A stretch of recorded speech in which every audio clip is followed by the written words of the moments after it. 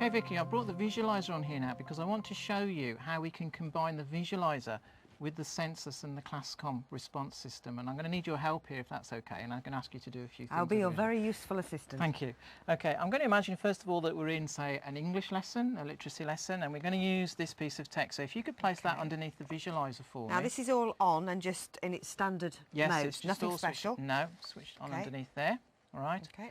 And because I'm using it with the laptop, I'm going to be working from the desktop of the laptop using the software that's supplied with it called VideoCap. So I'm going to open that up there, and you can see that image there. It always amazes me just how the autofocusing, just how sharp everything is. It's perfectly clear, isn't it? And you don't have to touch a button. No, it just does it all automatically. There we go. So there's our text. If we can just sort of straighten that up. There we go. Always the teacher if you just straighten it up. And obviously I could make that as big as I wanted to if I was projecting the whole class. And what we're going to do now is ask a question about that text. So I'm a literacy teacher. I've got lots of examples of text, and I want to involve my audience in what I'm doing in today's lesson. So with this particular poem that we've got here, as you can see, the instruction that we've got with the poem is that the poet is using the sounds of words to depict a peaceful moonlit night, and is asking us to choose the types of words that are making that happen within the poem. So you can see I've got Cens Us opened up on the right hand side here, and what I'm going to do is now ask a spontaneous question and ask everybody to give me an example of a word.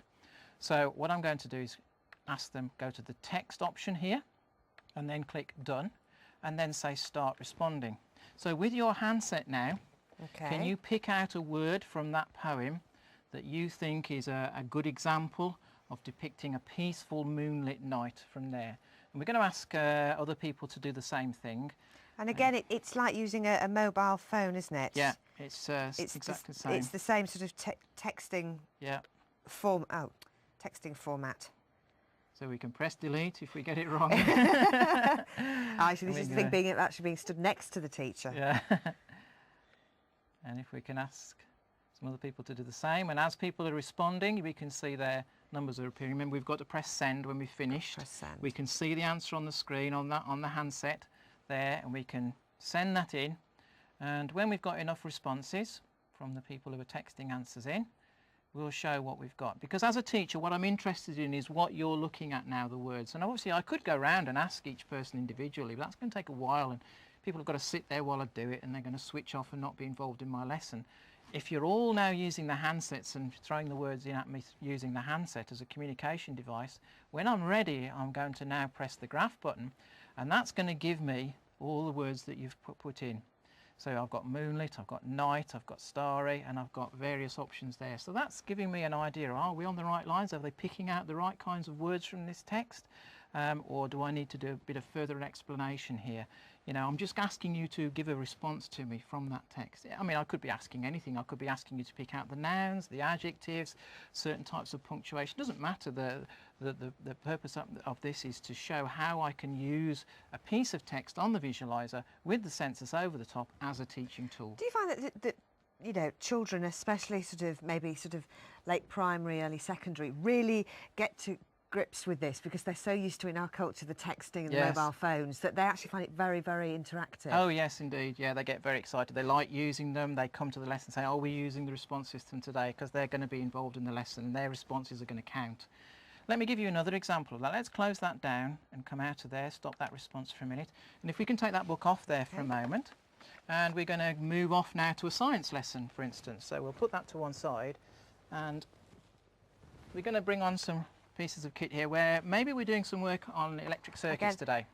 It just is amazing how quickly it focuses and how sharp. There we go. We could also, with the components underneath the visualizer, ask our audience to name the parts. Maybe I've got a flower underneath there, or some kind of a scientific device or component, and I want you to, I'm testing your knowledge of the vocabulary and the words that are using to describe it. So in this case, for instance, with the battery, if I wanted to ask you what that component was, I could be pointing to it, or you could be pointing to it, or I could annotate it on my whiteboard, and then again I could use the spontaneous question tool with the texting option to say, can you now text in the name of this particular object? So again, we're using the response system with the visualizer and in combination with each other. And the third example I want to use here with this, if we can take that off there for a moment, and we'll put that back. Let's imagine we're in a numeracy lesson this time. And again, we're going to use, this time it's a past paper, past exam paper. Maybe we're doing some revision today in our maths class. I don't want to go to the time and expense of taking this to the photocopier and copying 32 copies. So I'm just going to place it on the visualizer, and we could enlarge that up actually if we wanted to, make it a little bit bigger by pressing that button there. That's it. So we'll enlarge that up so everybody can see what's going on during the lesson. And again, it's just so quickly refocuses and it's so sharp. There we go. So you can see the question is, what's 10% of 84? So again, I'm going to go onto here and ask a spontaneous question. So I'm going to go onto there and I'm going to say, right, spontaneous question, and I'm going to obviously be asking for a numeric response from you this time, and I'm going to click done and then start responding. And then when the toolbar comes up, you're going to put what you think the answer is, and everybody in the class is going to do the same. And then you're going to press send your answer in. And when I've got enough answers there, I'm going to press the graphing option again and see what responses I've got. Brilliant, we've all got it right. But that again is a nice test for me. I'm using the visualizer then with a past paper, and I could say that's fine, okay, let's move on and try another question now and see how we get on with that one. So rather than you having to write things down with a pencil and paper, you're just going to use the response system to give me a response back. And it's going to save me time, and it's going to, you know, we can record the answers when we've finished. And as you say, it's saving money with photocopying. Yeah. It's saving. It means you don't have to recycle paper. You can just use this. It goes out to the whole class. Yeah. And then it's done. That's done. Yeah.